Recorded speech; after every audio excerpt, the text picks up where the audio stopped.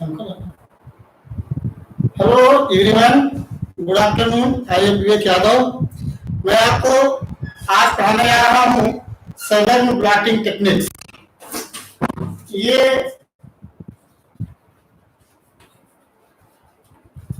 Southern blotting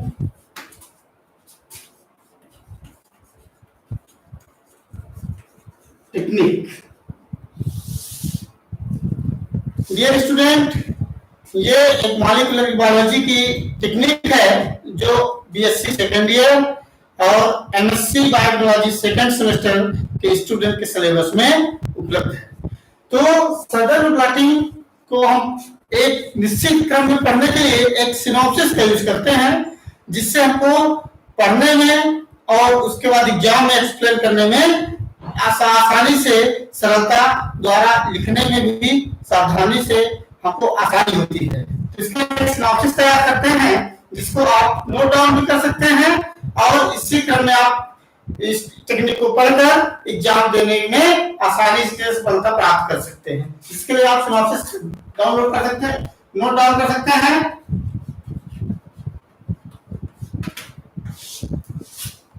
dear students,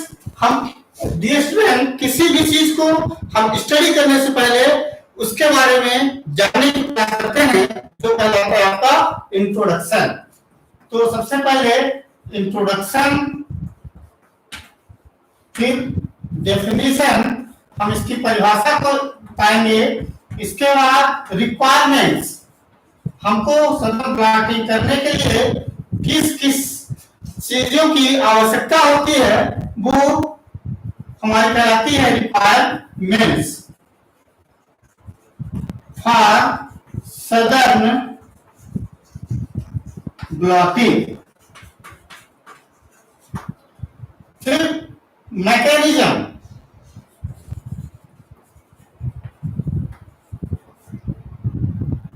mechanism of southern blotting. Then इसके बाद हम एप्लीकेशन या advantage of southern blotting and disadvantage of southern blotting. Then conclusion. फिर इसके बाद डियर स्टूडेंट्स आता है आपका रेफरेंस। रेफरेंस के अंतर्गत हम जो भी चीजें आपको पढ़ा रहे हैं या पढ़ रहे हैं, वो कहां से प्राप्त हुई है, इसका सोर्स क्या है। तो हम अलग अलग बुक्स और अलग अलग साइट्स का उपयोग करते हैं, जो हमको रेफरेंस में देना पड़ता है। तो हम डियर स्टूडेंट इस सदर्न ब्लॉटिंग में निम्न चीजों को पढ़ेंगे। तो चलिए क्रम से हम स्टार्ट करते हैं इंट्रोडक्शन से।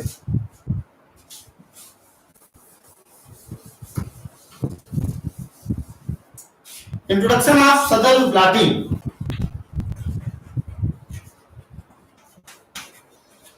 डियर स्टूडेंट्स, जो सदर्न ब्लॉटिंग है, यह एक मॉलिक्यूलर बायोलॉजी की टेक्निक्स है, जिसमें डीएनए सैंपल से स्पेसिफिक डीएनए सीक्वेंस को आइडेंटिफाई करने के लिए हम इस टेक्निक का यूज करते हैं। ये ब्लॉट मीन्स होता है किसी भी चीज का एक स्पेसिफिक धब्बा। ब्लॉट मीन्स होता है किसी भी चीज का धब्बा। तो यहाँ पे सदर्न ब्लॉटिंग में हम डीएनए के स्पेसिफिक सीक्वेंस या फ्रेगमेंट को डीएनए सैंपल में से आइडेंटिफाई करने के लिए इस टेक्निक का यूज करते हैं। इस टेक्निक को सन 1975 1975 में E.M. सदर्न जिनका पूरा नाम एडविन मोलेर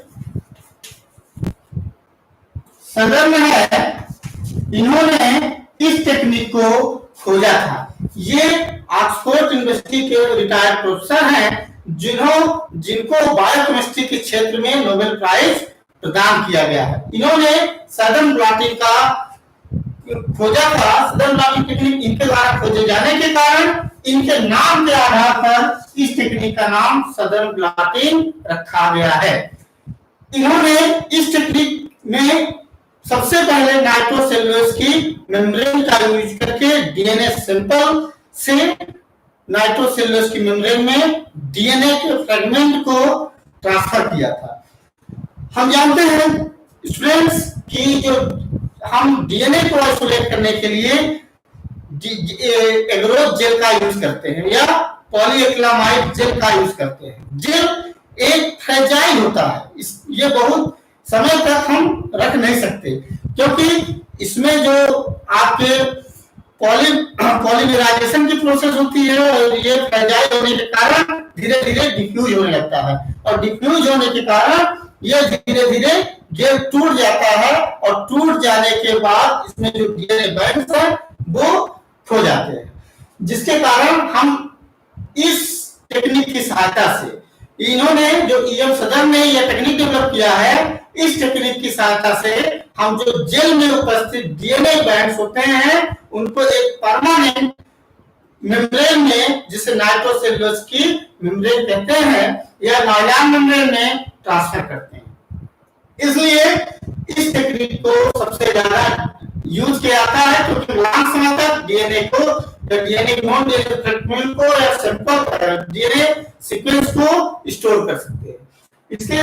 इसके द्वारा हम मुख्य रूप से अनेक प्रकार के जैसे जेनेटिक डाइवर्सिटी, जीन मैपिंग और फिंगरप्रिंटिंग के लिए यूज करने का काम करते हैं।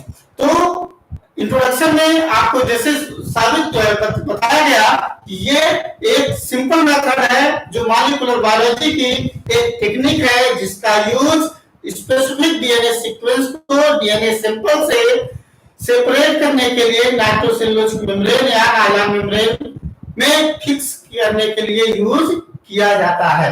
इसके बाद इसकी जो आपकी डेफिनेशन है, डेफिनेशन एक सिंपल फिनोमिना है कि यह एक ऐसी मेथड है, यह एक ऐसी मेथड है जिसको हम डीएनए सैंपल से डीएनए फ्रेगमेंट को जेल से एक परमानेंट मेम्ब्रेन में फिक्स करने के लिए यूज करते हैं। यह मॉलिक्यूलर बायोलॉजी की एक टेक्निक है जिसका ईएम सदर्न द्वारा सन 1975 में डिस्कवरी की गई थी। क्लियर? इसके बाद हम आते हैं रिक्वायरमेंट्स, क्योंकि हम जब भी कोई भी काम करते हैं उसके लिए हमें कुछ न कुछ रिक्वायरमेंट्स की आवश्यकता होती है। इसलिए हम रिक्वायरमेंट्स ऑफ सदर्न ब्लॉटिंग के बारे में जानेंगे।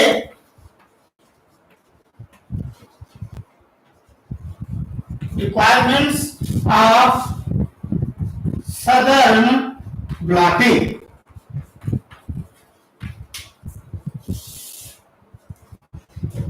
हम सदर्न ब्लॉटिंग करने से पहले हमको मुख्य रूप से निम्न चीजों की आवश्यकता होती है, जैसे number first source of DNA sample, source of DNA sample. दूसरा होता है आइसोलेशन, आइसोलेटेड डीएनए फ्रेगमेंट्स। तीसरी रिक्वायरमेंट होती है रेस्ट्रिक्शन एंजाइम्स। चौथा रिक्वायरमेंट है नाइट्रो सेल्यूलोज मेम्ब्रेन। पांचवा है जेल। एगारोज जेल हो सकता है या तो पॉलीएक्रिलामाइड जेल हो सकता है। इसके बाद alkaline buffer solution.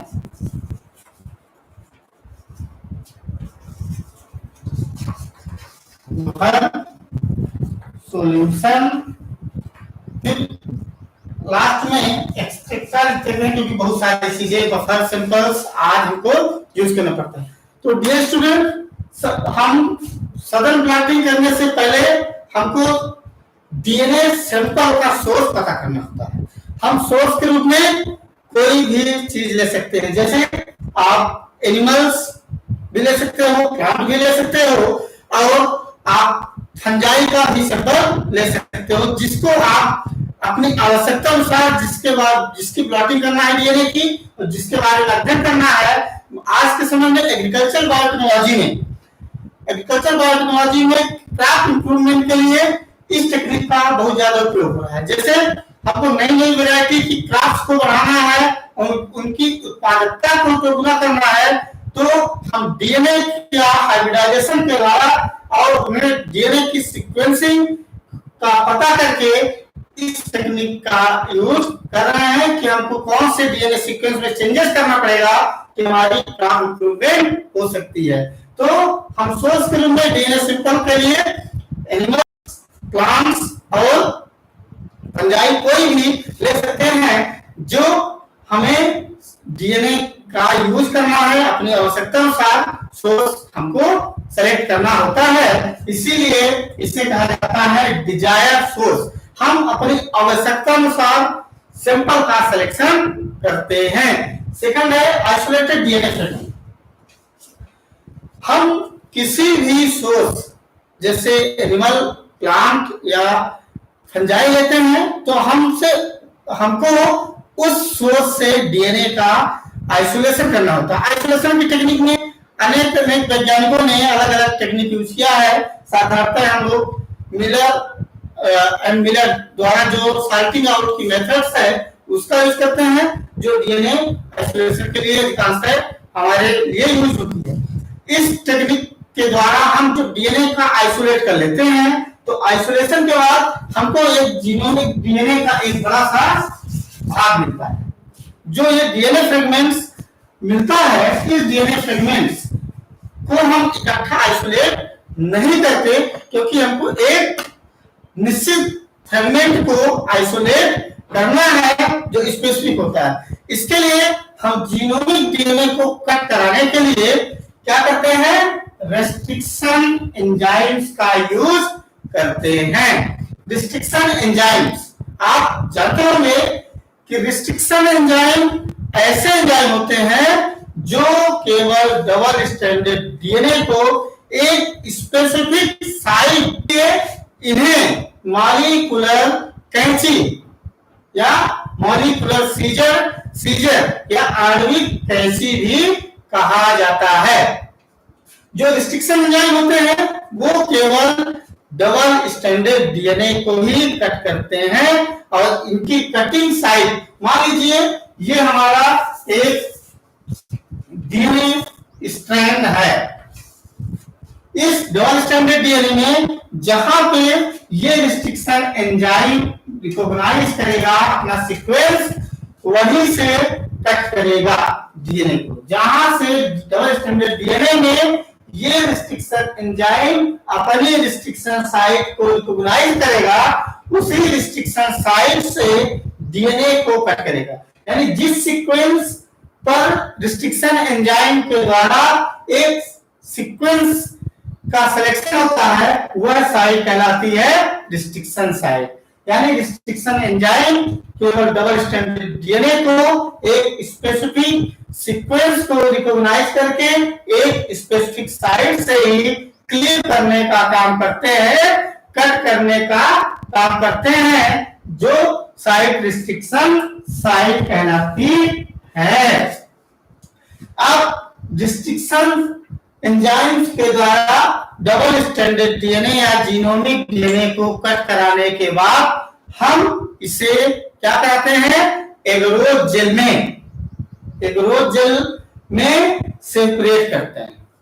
Agarose jail का यूज जीनोमिक डीएनए को सेपरेट करने के लिए मुख्यतः 1 से 3% का यूज किया जाता है। 1% से 3% तक का हम एगरोज जेल यूज कर सकते हैं।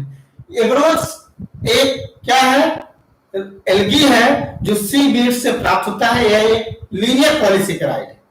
आपको सबसे अच्छा है एगरोज क्या है, लीनियर पॉलीसेकेराइड है जो समुद्र के सी बीड से प्राप्त होता है। इससे 1 से 3% का कंसंट्रेशन हम जेल को तैयार करने के लिए यूज करते हैं।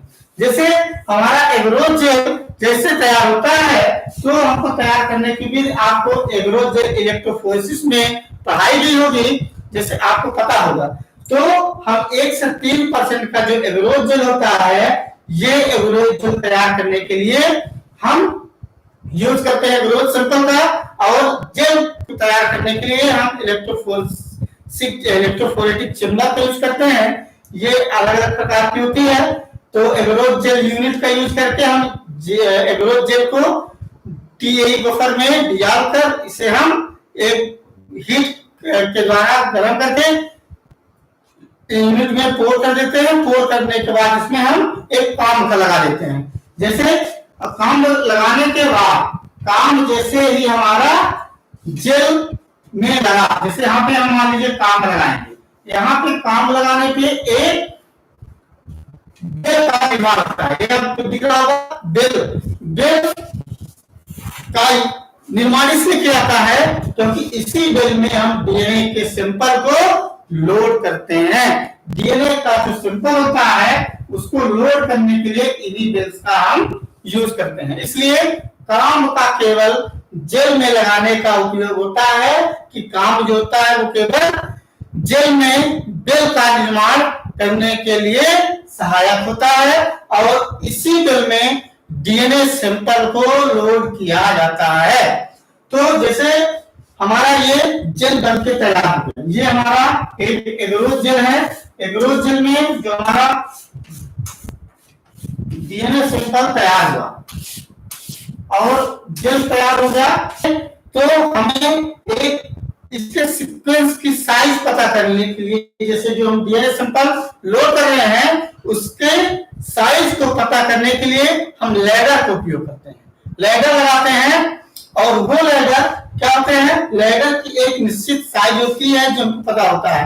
तो जैसे हम लैडर आप 20, 40, 60, 80, 100 जो भी होगा, आप जो सबसे नीचे आएगा तो जो हम कंसंट्रेशन का उपयोग एगरोज जेल के लिए करते हैं वो सिर्फ क्या होता है कि जितना ज्यादा कंसंट्रेशन होगा उसमें जेल की पोर साइज उतनी ही कम होगी। तो 1 से 3% का जो हम कंसंट्रेशन एगरोज जेल का तैयार करते हैं वो एक स्पेसिफिक पोर साइज का निर्माण करता है जिसमें जेल के अंदर डीएनए रन होता है। तो जैसे हम इसे फर्स्ट, ये आप मान लीजिए ये क्या है, फर्स्ट बेल है, ये सेकंड बेल है, ये थर्ड बेल है। फर्स्ट बेल में हम क्या लगा दिए, ये आपका येलो कलर का दिख रहा है, ये लेडर लगा हुआ है। ये एक निश्चित इनकी साइज है, मान लीजिए ये 20 है, ये 40, ये 60, ये 80, ये 100 केवी। ये जो 20, 40, 60, 80 लिखा है, इनकी यूनिट क्या है, केवी हम रख रहे हैं, किलो बेस पेयर। ये 20 केवी, 40 केवी, 60 केवी, 80 केवी और 100 केवी का ये जो 5 फ्रेगमेंट हमको दिख रहे हैं, ये लैडर क्या बताएगा, एक स्पेसिफिक साइज को बताएगा जो हमारे डीएनए की साइज को आइडेंटिफाई करेगा। तो फर्स्ट बेल में क्या लगा रहे हैं, ये लैडर हो गए, लैडर। सेकंड बेल में हम डीएनए सैंपल करेंगे। सेकंड बेल में जो होगा हमारा क्या होगा, डीएनए सैंपल है, सैंपल इसमें हम लोड कर रहे हैं। ये जो डीएनए सैंपल है according to size, according to base size separate होगा, क्योंकि इसमें हम सेपरेशन को चेक करने के लिए जेल में हम डीएनए सैंपल के साथ एक डाई को मिक्स करते हैं। जो डाई होती है, डाई के रूप में हम ब्रोमोफिनॉल ब्लू, जो एग्रोथ जेल में डीएनए के सैंपल को रन कराने के लिए डीएनए के सैंपल में डाई को मिक्स करते हैं, वो डाई हमारी कहलाती है ब्रोमोफिनॉल ब्लू। ये एक ऐसी डाई है जो डीएनए के साथ मिक्स करने पर ये क्या करती है, एक लीडिंग के रूप में काम करती है, एक पथ प्रदर्शक जिसको कह सकते हैं, पथ प्रदर्शक के रूप में, यानी आगे आगे चलती है और डीएनए सैंपल हमारा पीछे पीछे रहता है। यानी हमारा जो डाई होगी वो आगे आगे चलेगी और डीएनए सैंपल पीछे पीछे चलेगा, जिससे हमको पता चलेगा कि हमारा याद हो जाएगा। इसलिए इसके लिए हम क्या करते हैं, एग्रोथ जेल में डीएनए सैंपल को लोड करने से पहले हम क्या करते हैं, ब्रोमोफिनॉल ब्लू डाई का यूज करके एग्रोथ जेल में डीएनए सैंपल को लोड करते हैं। और लोड करने के बाद हम इसमें जो इलेक्ट्रोफोरेटिक यूनिट होती है उसमें एक तरफ नेगेटिव चार्ज होता है और एक तरफ पॉजिटिव चार्ज होता है। तो एक तरफ नेगेटिव चार्ज होता है द्वारा जोड़ देते हैं, और इसके रन कराने के लिए हम एक निश्चित वोल्टेज का करंट सप्लाई करते हैं। वो कैसा करंट होता है, डीसी करंट होता है, समझ गए, डीसी करंट। डीसी करंट मतलब डायरेक्ट करंट। इस करंट का हम उपयोग करने के लिए 240 से 260 वोल्ट तक का डीसी करंट सप्लाई करते हैं। ये जो डीसी करंट सप्लाई होता है, इसके बाद हम इसे कुछ देर के लिए छोड़ देते हैं। हमारे डीएनए में आपको पता है नेगेटिव चार्ज होता है। नेगेटिव चार्ज होने के कारण यह नेगेटिव से पॉजिटिव की ओर रन करता है, क्योंकि नेगेटिव से पॉजिटिव की ओर हमारा डीएनए सैंपल रन होने के बाद एक निश्चित समय बाद जो डीएनए बैंड्स होंगे वो अपने साइज के अनुसार जेल में सेपरेट हो जाते हैं। तो सपोज दे जो हमारा बेल है, बेल में हमने डीएनए सैंपल ये डाई के साथ लोड कर दिया है, और लोड करने के बाद ये जो बैंड होंगे, ये मान लीजिए एक बैंड यहाँ पे सेपरेट हुआ है और दूसरा बैंड हमारा है जिसकी साइज और भी छोटी है, वो है यहाँ पे सेपरेट हो गया। और सेपरेशन के बाद हम क्या करते हैं, ये सेपरेट हो गए।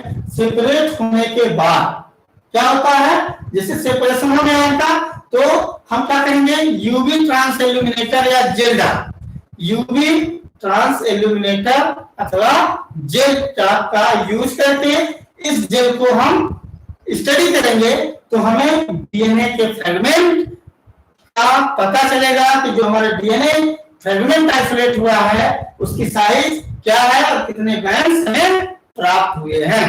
तो यहाँ पे जैसे सेपरेशन के बाद हमको एक 60 केवी का और एक 40 केवी का बैंड प्राप्त हुआ है। इसके बाद हम क्या करते हैं, इस जेल का, अब देखिए हमारा सेपरेशन की प्रोसेस यहाँ से कंप्लीट हो गई।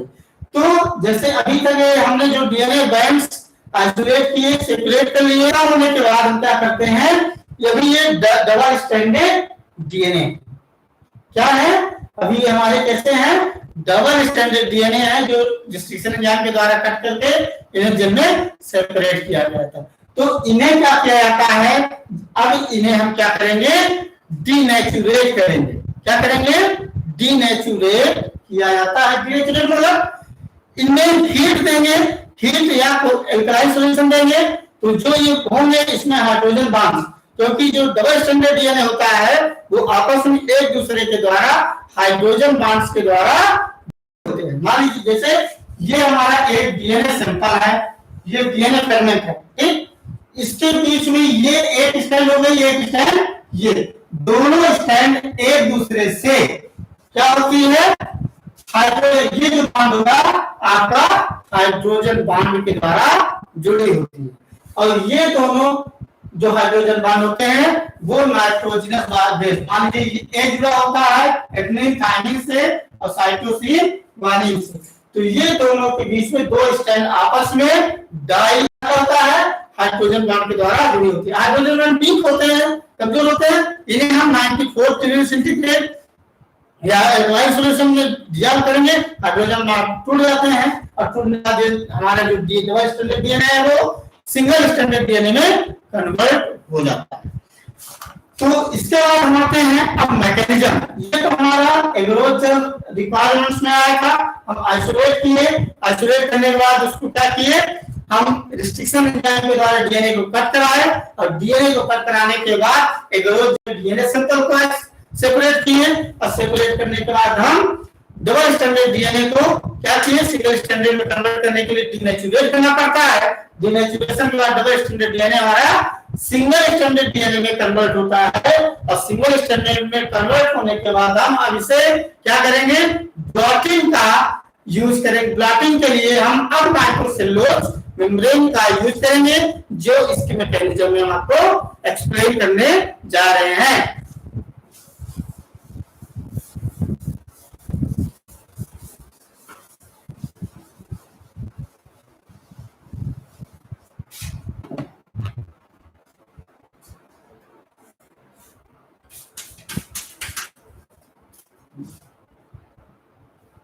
मैकेनिज्म, अब हम मैकेनिज्म में आ रहे हैं।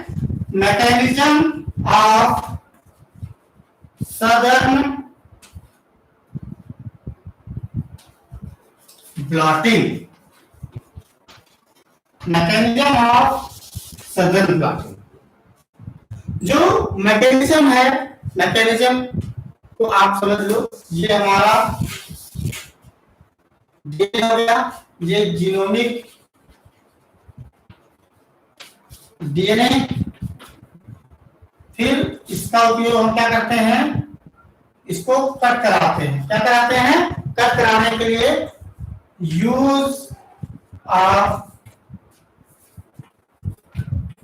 ये हो जाएगा रेस्ट्रिक्शन एंजाइम। फिर थर्ड होगा separation, separation of DNA fragment in agarose gel. हम पहले जीनोमिक डीएनए लिए, उसको रिस्ट्रिक्शन एंजाइम में हम क्या कराए, ये हमारा डीएनए सैंपल है, इसमें डीएनए सैंपल हमारा भरा हुआ है, ये हमारा डीएनए सैंपल भरा हुआ है, इसमें हम डाल दिए रिस्ट्रिक्शन एंजाइम्स। ये रिस्ट्रिक्शन एंजाइम क्या करेंगे, ये रिस्ट्रिक्शन एंजाइम इस डीएनए को छोटे छोटे टुकड़ों में कट कर देंगे। जैसे ये एक सैंपल होगा, मिक्स सैंपल बनेगा और ये रिस्ट्रिक्शन एंजाइम के साथ डाइजेस्ट कराने पर क्या होगा, छोटे डबल स्टैंडर्ड डीएनए प्राप्त हो जाएंगे। इसके बाद हम क्या करते हैं, इसी डाइजेस्टेड सैंपल को एग्रोजेल में रन कराते हैं। जैसे एग्रोजेल में क्या कराएंगे, रन कराएंगे, तो रन कराने के बाद क्या हो रहा है, जैसे ये हमारा सैंपल होगा, सैंपल को हमने क्या कराया, रन करा दिया। रन कराने के बाद हम क्या करते हैं, अब इसको डिनेचर करते हैं। क्या करते हैं, डिनेचुरेशन। अब आएगी अगले स्टेप में, हम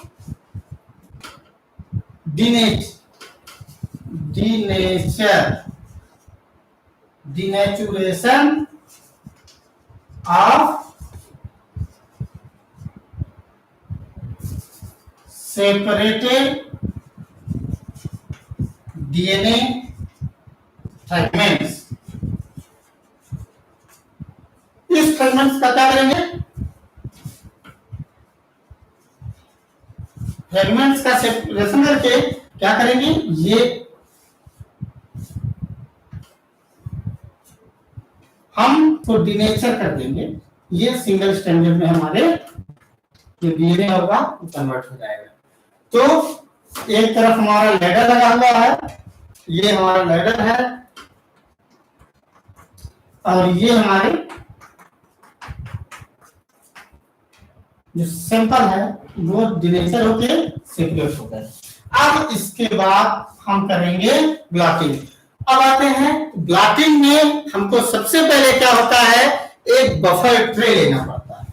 क्या लेना पड़ता है, एक बफर ट्रे। पहला जो काम होता है हम बफर ट्रे लेते हैं। बफर ट्रे लेने के बाद हम बफर ट्रे को एक ऐसा तैयार करते हैं जिसमें हमारा जेल भी रखा जा सके और उसमें बफर सॉल्यूशन भी हम डाल सके। तो इस बफर टैंक में हम एक सॉलिड सरफेस तैयार करते हैं। क्या तैयार करते हैं, सॉलिड सपोर्ट सरफेस। ये सॉलिड सपोर्ट सरफेस जो होता है हम तैयार करते हैं, और इस सॉलिड सपोर्ट सरफेस के ऊपर इस सॉलिड सपोर्ट को तैयार करने के बाद इसमें हम क्या करते हैं, बफर टैंक में भर देते हैं आपका एल्कलाइन सॉल्यूशन। ये क्या होता है, एल्कलाइन सॉल्यूशन मतलब क्षारीय विलयन। क्षारीय विलयन के रूप में आप जानते हो कुछ भी नहीं, सोडियम हाइड्रोक्साइड। एल्कलाइन क्या ले सकते हो, ये क्या है हमारा एल्कलाइन सॉल्यूशन भर गया, एल्कलाइन बफर सॉल्यूशन हम इसमें डाल दिए। और इसमें हम क्या ले सकते हो, आप NaOH का सॉल्यूशन ले लो, ठीक। और एल्कलाइन बफर सॉल्यूशन करने के बाद इस बफर टैंक के सॉलिड सपोर्ट सरफेस के ऊपर हम सबसे पहले क्या करते हैं, एक टिश्यू पेपर रख देते हैं। क्या रखते हैं, टिश्यू पेपर रख दिए। ये हमारा क्या हो गया, टिश्यू पेपर रखा है। अब टिश्यू पेपर के ऊपर हम टिश्यू पेपर रखने के बाद कोई भी इंप्यूरिटीज जेल में डायरेक्टली ना हो। तो क्योंकि जो टिश्यू पेपर या वाशमैन पेपर होता है वो उसमें जो पोर्स आ जाती है वो छोटी होती हैं, केवल लिक्विड पार्ट को ही वो क्या करती है, सक करके बाहर करती है। तो इस हम टिश्यू पेपर के ऊपर अब रखते हैं जेल। क्या रखते हैं, एक रोज जेल जिसमें हमारा डीएनए सैंपल सेपरेट किया गया है।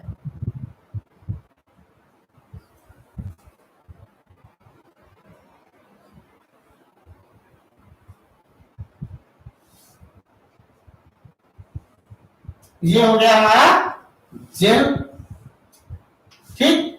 और जेल में हमारा क्या है, डीएनए बैंड्स जो हैं, एक यहां पे आ गया और एक यहां पे, ठीक।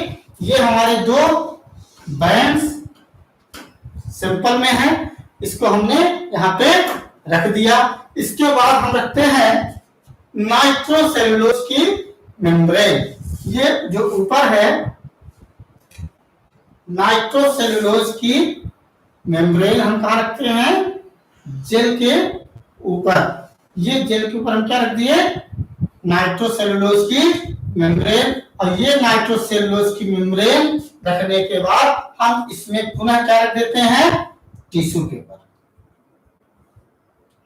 या वाटसमैन पेपर।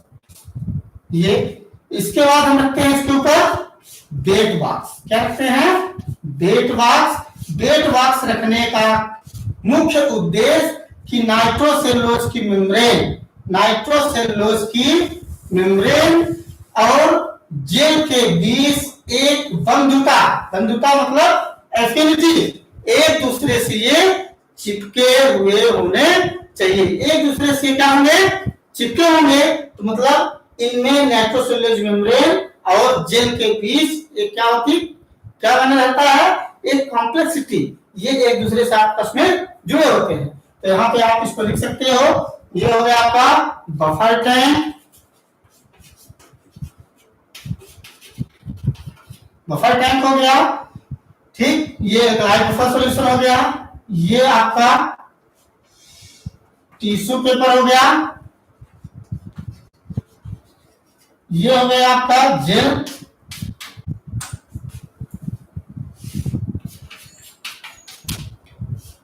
ये हो गए जेल कौन सा, एगारोज,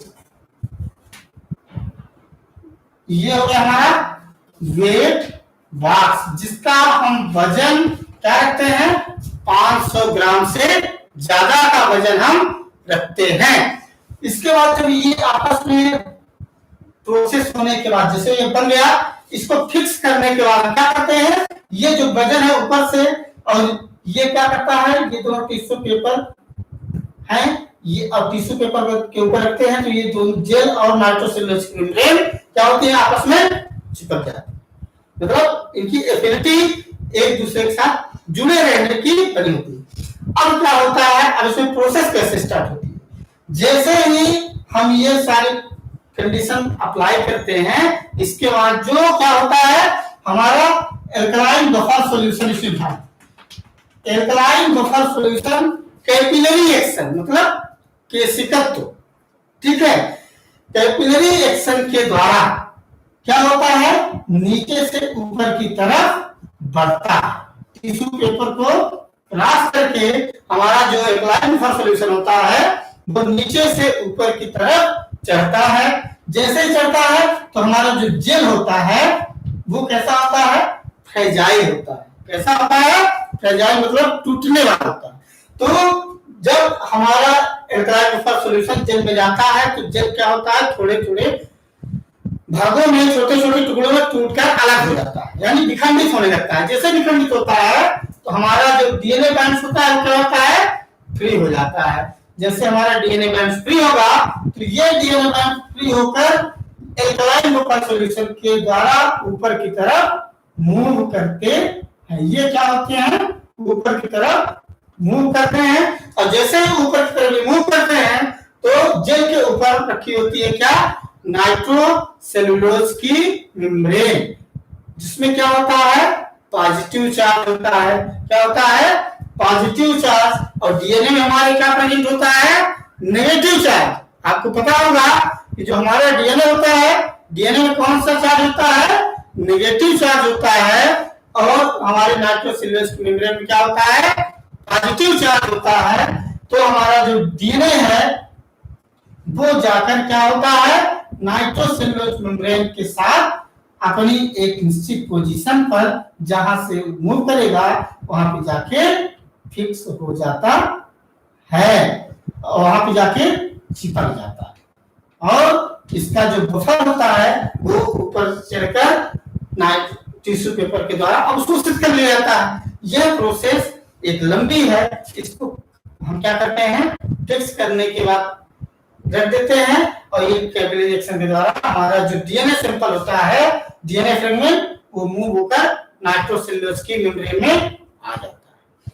इसके बाद जब हमारा डीएनए फ्रेगमेंट नाइट्रोसेल्युलोज की मेम्ब्रेन में ट्रांसफर हुआ, हम नाइट्रोसेल्युलोज की मेम्ब्रेन में इसको बाहर निकाल लेते हैं। नाइट्रोसेल्युलोज की मेम्ब्रेन को इस प्रोसेस से बाहर निकालकर उसको क्या करते हैं, वाटर बाथ में हीट करते हैं। डायरेक्टली हीट नहीं कर सकते क्योंकि नाइट्रोसेल्युलोज मेम्ब्रेन हमारी जल सकती है। इसको हम डीएनए फ्रेगमेंट्स को फिक्स करने के लिए क्या करते हैं, वाटर बाथ में हीट करते हैं 72 डिग्री सेंटीग्रेड के 80 के आसपास। हम इसको क्या करते हैं, 2 से 3 घंटे के लिए गर्म करते हैं, जिससे नाइट्रोसेल्युलोज की मेम्ब्रेन में जो डीएनए फ्रेगमेंट होता है वो चिपक जाता है।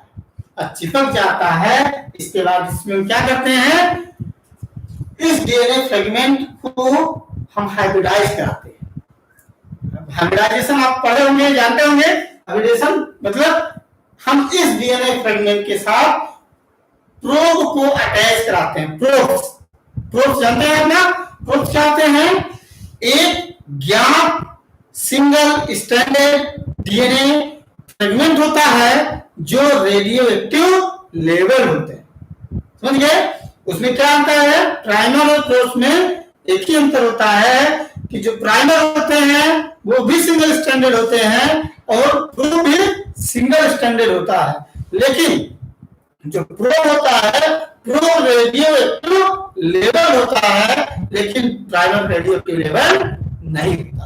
तो जो प्रो है वो कैसा होता है, सिंगल स्टैंडर्ड होता है, और रेडियो एक्टिव लेवल होता है जो हम डीएनए फ्रेगमेंट, इस डीएनए फ्रेगमेंट को क्या करने के लिए यूज करते हैं।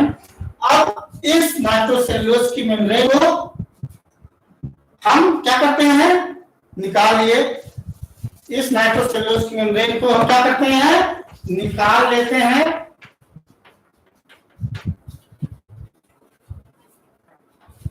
अब हम, ये हो गई हमारी नाइट्रोसेल्यूलोज की मेम्ब्रेन। इस नाइट्रोसेल्यूलोज की मेम्ब्रेन में जो हमारे ये क्या है, डीएनए फ्रेगमेंट, ये क्या कहा जाते हैं, हाइब्रिडाइज। क्या कहा जाते हैं, हाइब्रिडाइज्ड विथ प्रूफ।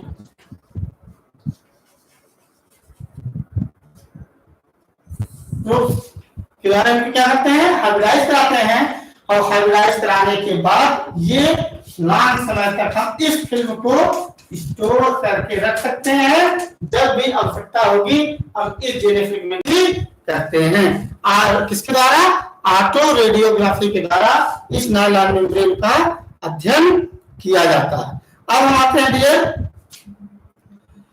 किसमें, एडवांटेज। ये खत्म हो गया, किसमें आ रहे हैं, एडवांटेज। ये आपको समझ में आ गया होगा, आप नोट डाउन कर लिया होगा। नहीं समझ आएगा आप कमेंट करके क्वेश्चन पूछ सकते हैं। तो ऑटो रेडियोग्राफी के द्वारा इसकी हम स्टडी कर लिए। अब आता है हमारा advantage. Advantage of southern blotting.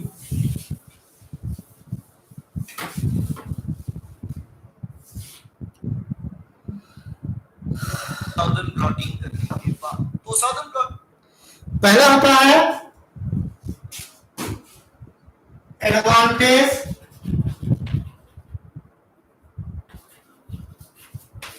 Of southern blotting. तो अब हम कोई भी चीज करते हैं वो हमारा कुछ न कुछ उपयोग होता है, या उससे कुछ न कुछ हमारा टारगेट होता है।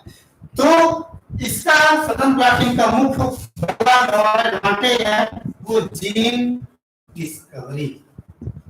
क्या होता है, जीन की डिस्कवरी करने के साथ साथ मैपिंग, जीन की मैपिंग, इवोल्यूशन, जीन का जो इवोल्यूशन होता है, ठीक है, जीन मैपिंग, जीन इवोल्यूशन, और हम developmental study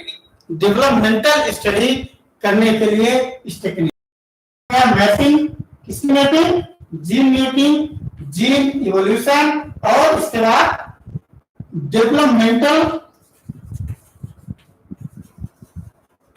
developmental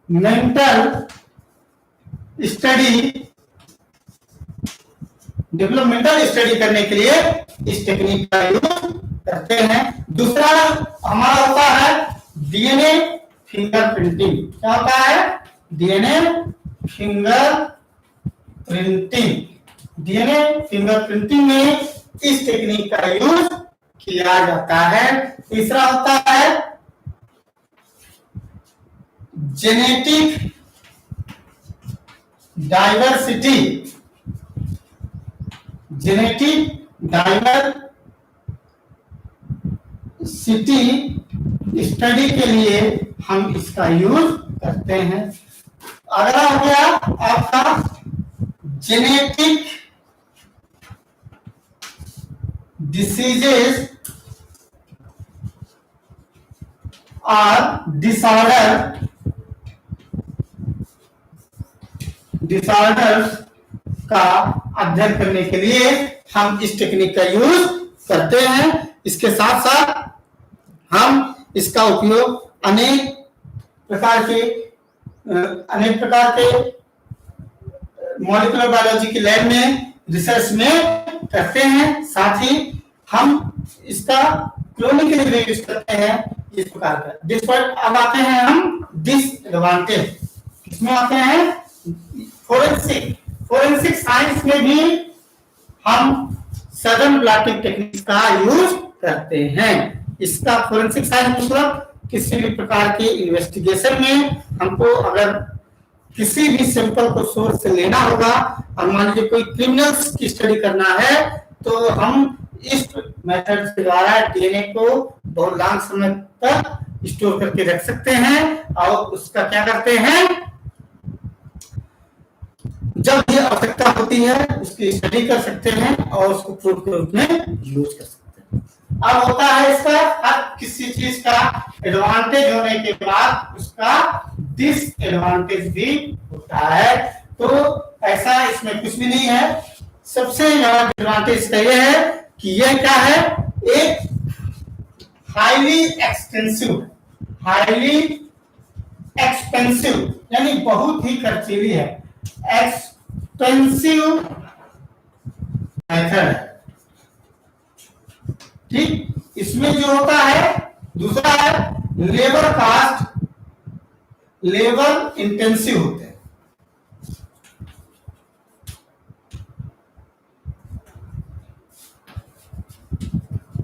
and highly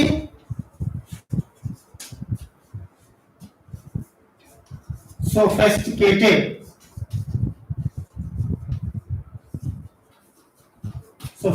method है। तीसरी इसमें जो होता है ये बहुत ही टाइम टेकिंग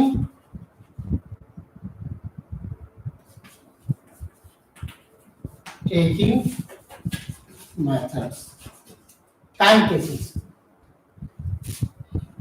तो इस प्रकार से डियर स्टूडेंट्स मैंने आपको सदर्न ब्लॉटिंग्स का टॉपिक कंप्लीटली पूरी तरीके से आपको पढ़ा चुका हूं। आप अगर कोई के हो तो आप हमारे चैनल पर आप